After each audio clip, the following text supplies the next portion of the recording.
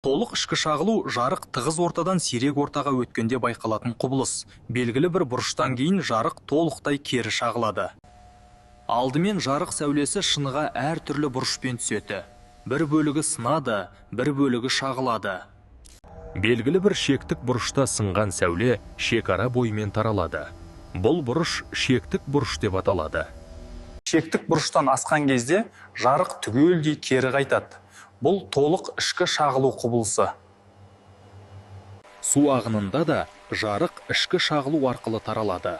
Жарық су ішінде иіліп жүріп өтеді. Оптикалық талшықтарда жарық толық ішкі шағылу арқылы таралады. Осы арқылы интернетпен байланыс жүзеге асады. Медицинада эндоскоп құралдары осы құбылысқа негізделген. Дәрігерлер адам ағзасын жарық арқылы зерттейді. Толық ішкі шағылу жарықтың маңызды қасиеттерінің бірі. Ол техникада және өмірде кеңінен қолданылады.